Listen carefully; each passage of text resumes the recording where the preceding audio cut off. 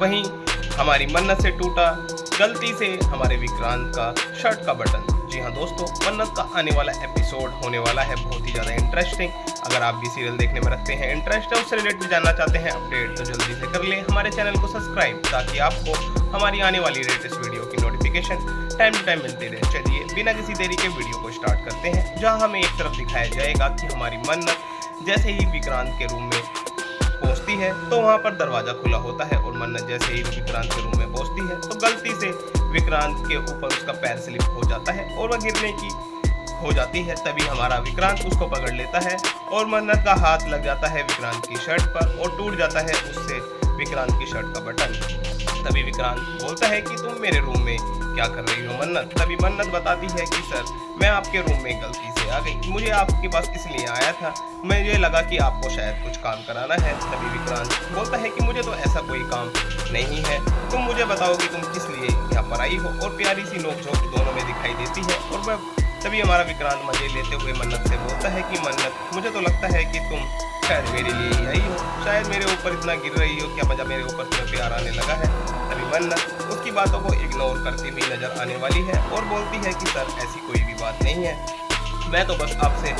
सिर्फ पार्टी के बारे में पूछने आई थी जो आज शाम को आपने रखी है। तभी हमारा विक्रांत बोलता है कि हाँ तुमने बात तो सही बोली है मन्नत, कि विक्रांत जो पार्टी हमारी आज होनी है वो बहुत ही अच्छी होगी और उसकी अरेंजमेंट आप ही करोगी। तभी मन्नत बोलती है कि हाँ सर, मैं उसी के लिए आपसे पूछने के लिए यहाँ पर आई हूँ कि जो पार्टी होने वाली है उसका क्या करना है। तभी विक्रांत बोलता है कि तुम पार्टी करने के लिए आई हो और मैंने ही तुम्हें इसके लिए हायर करा है और तुम ही सारी अरेंजमेंट देखोगी, तो मैं तुमसे सिर्फ एक ही बात बोलना चाहता हूँ मन्नत, कि तुम पार्टी को देखो और साथ में ये भी चीज़ तुम्हें याद रहनी चाहिए कि पार्टी जब भी होगी तो तुम्हें सारा पार्टी का काम खुद ही देखना होगा। तभी मन्नत उनकी बातों में हाँ मिलाती हुई नजर आती है और वो तभी हमारा विक्रांत मजे लेते हुए मन्नत को बोलता है कि मन्नत जी आप ऐसा करिए, मेरी शर्ट का बटन नीचे गिरा हुआ है, उस बटन को आप नीचे से उठाइए। तभी हमारी मन्नत उस शर्ट के बटन को नीचे से उठाती है और उठाकर विक्रांत के हाथ में दे देती है। और विक्रांत तभी बोलता है कि मन्नत मुझे बटन आपको देना नहीं है, आपको ये बटन लगाना है क्योंकि आपको मैंने हायर करा है और अपने बॉस की बात मानना आपके लिए सबसे बड़ी बात है। तभी मन्नत शर्माते हुए बोलती है कि नहीं सर, मैं ये बटन नहीं लगा सकती हूँ क्योंकि मुझे बटन लगाना नहीं आता है। तभी हमारा विक्रांत बोलता है कि मन्नत आपको बटन तो लगाना होगा, चाहे कुछ भी हो जाए आपको यह बटन लगा कर ही छोड़ना पड़ेगा। तभी दोनों में बहुत ही प्यारी सी नोक-झोंक दिखाई देती है और विक्रांत और मन्नत दोनों एक दूसरे को बहुत ही प्यारी नज़रों से देखने लगते हैं। जैसे दिखता है कि दोनों एक दूसरे के लिए ही बने हैं और वो दोनों एक दूसरे से कितना प्यार करते हैं। लेकिन मन्नत अपने दिल का इज़हार जो है हमारे विक्रांत से बिल्कुल भी नहीं कर पा रही है, क्योंकि उसको अभी तक यही समझ नहीं आ रहा है कि वो सच में विक्रांत से प्यार करती भी है या नहीं, क्योंकि अभी तक तो सिर्फ वो विक्रांत को बचाने की कोशिश कर रही है और साथ में ही ऐश्वर्या का पर्दाफाश करने की भी कोशिश कर रही है, क्योंकि उसने ऐश्वर्या के लिए एक चिट्ठी जो बनाई थी वो लिख के उसको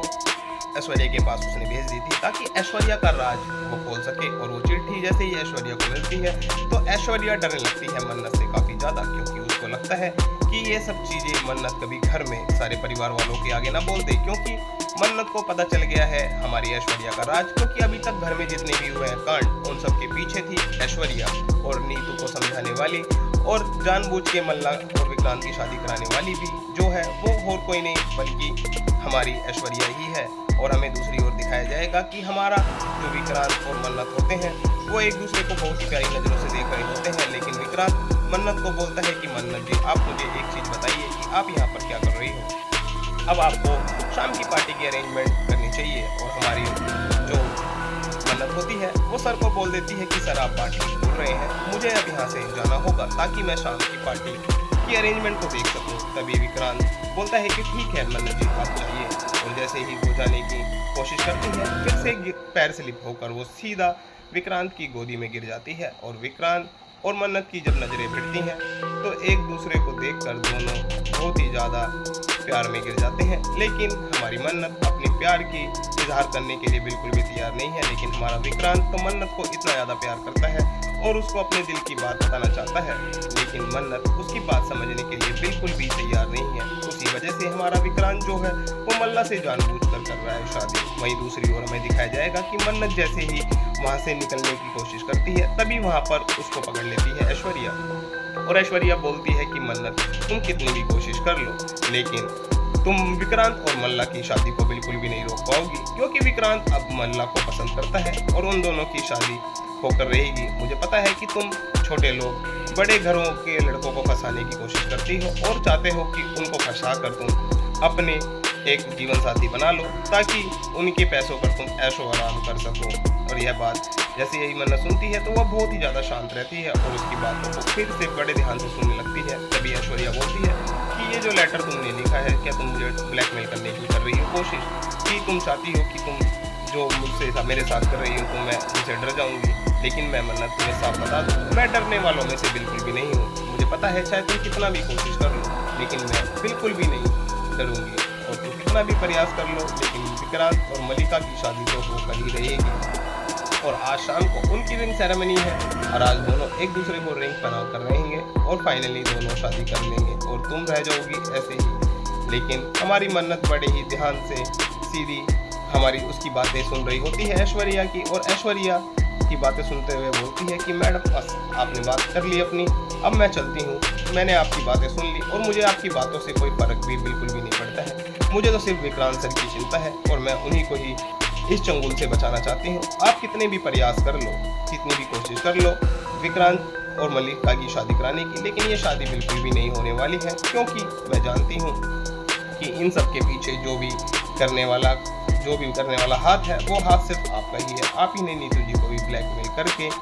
विक्रांत से शादी करने के लिए ज़बरदस्ती उनको मनाया है। और मुझे तो लगता है कुछ ना कुछ तो ऐसा राज है इस घर के अंदर जो अभी तक आप छुपाती हुई आ रही हो, और मैं उसी राज का पर्दाफाश करना चाहती हूँ, ताकि मुझे भी पता चल सके कि आखिरकार इस घर में चल क्या रहा है। और यह बात हमारी जैसे ही ऐश्वर्या सुनती है तो ऐश्वर्या को भी लगता है बहुत ज़्यादा झटका, और उसको लगती है कि ये मन्नत तो बिल्कुल ही मानने वालों में से बिल्कुल नहीं है, ये तो बिल्कुल ही पीछे पड़ गई है हमारे घर परिवार वालों के आगे। लेकिन वहीं दूसरी ओर मन्नत